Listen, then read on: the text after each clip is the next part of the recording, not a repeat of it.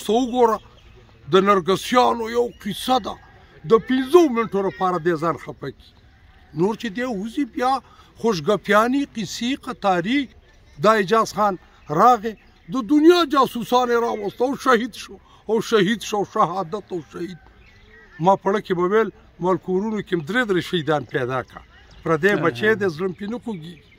دومره شریف سړی او دا کار اوس دلته موږ ځان ننګاره کړی دی په نرګسیت کې نښتي او جی پاکستان دی او پلنکې دی او ډنګرې دی هیڅ پاکستان نه دی دا د پښتون قتلګاه ده امن ټي وي ډېره مننه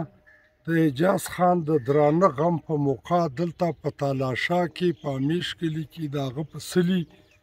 وروره تا ټیک سوال کېښود پاکستان د ټیررسټو مرکز دی د دهشتګردو مرکز دی ادارې ابیاري کوي جوړوي دهشتګردي نه وه او موږ په بابړه کې په 48 کې په 12 اګست خلکو قتل کړو دهشتګرد ګوره دا د پولیس خلاف خو چې کوم کیس دی که ته ملک سعد وګورې که ته صفت غیور وګورې که ته خورشید خان وګورې که جهانګیر خان وګورې که زمونږ دا نور یا اعجاز خان دي دا خو بهادر افسرانو پښتانه روغ جوړ خلک نه رشوتونه خواړه دا زمونږ په دې دواړو تاڼو د تنګي او د دغه پاتې شوي په خدای باور وکړه چې موږ به ورلو کار او ټیک او خپله ډیوټي هغې ته ایمانداري حدو دا چا پرې نه ښود هغه ځای کې سرنګ دی په کاټلنګ کې په پلانکي ځای کې دې ځای کې یې راوسته دا د ریاست ادارې جوړوي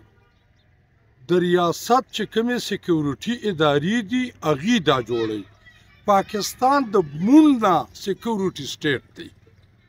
دلته د کارخانې تصور د روزګار تصور ستا وطن پنجاب نیولې او هغې دپاره هغه دا کارونه کوي ستا اوبه نیولې ستا بجلي نیولې ستا معدنیات نیولې ستا ګیس نیولې ستا تیل نیولې پنجاب پې ساتي ګیس د ګورګورۍ نه وړي پاټک کې ورته کارخانه د پاکولو کړي ګیس دی وړي ستا اوبه پنجاب ته هسې ځي د پنجاب نه بوس په پیسو راځي ستا بجلي د دې وطن نه هسې ځي د پنجاب نه چپړې او بوټان په پیسو راځي دا غرونه یې نیولي دي دا هر څه یې نیولي دا کار وروره دوی کوي پښتون قوم به دې ته د پای ټکي ږدي راپاسي به او په خپله به دې خبرې ته ودرېږي چې څوک هم وژني ولې م وژني مطلب مقصد یې څه دی او دا کار به هله پای ته رسي چې موږ پښتانه د خپلو سرونو د خپلو عزتونو د تحفظ فیصله وکړو دا اعجاز خان راغی د دنیا جاسوسان یې راوسته او شهید شو شهادت او شهید ما پړه کې به ویل مال کورونو کې درې شهیدان پیدا کړه پردی بچی د زړه پې نه خوږېږي دومره شریف سړی او دا کار اوس ته وګوره د نرګسیانو یو کیسه ده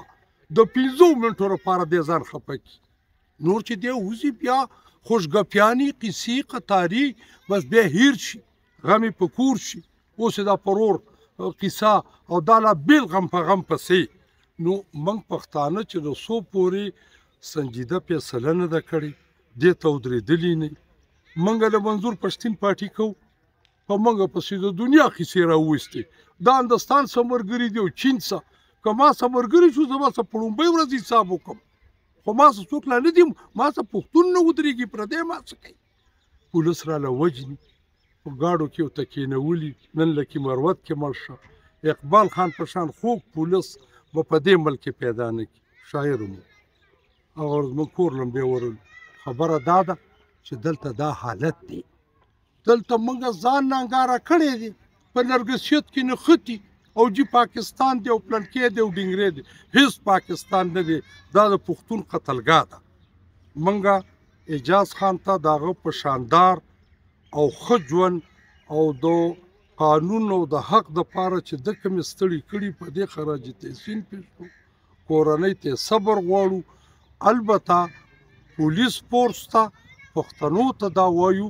چې لاهور ښه سمدم دی ملتان ښه سمدم دی ستا وطن یې تا ته دې ځای کې مورچه کړې ده تا ته دې کې په جنګي دغه بدله کړې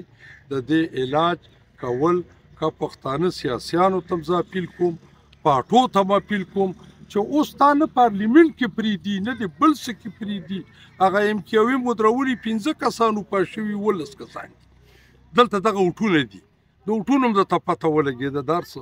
پښتنو سیاسي ګوندونو ته م اپیل کوم PTM ته نورو تاریخونو ته دا چې اوس کومې نوي حکمرانان راله چې موږ د دې قهر غضب نه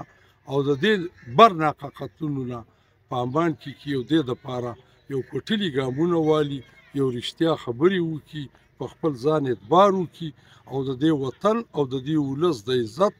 او د دوی د شرف او د دې چې کوم دی حفاظت وکړي ستا ډېره مهرباني کور د آباد په عزت اوسې السلام علیکم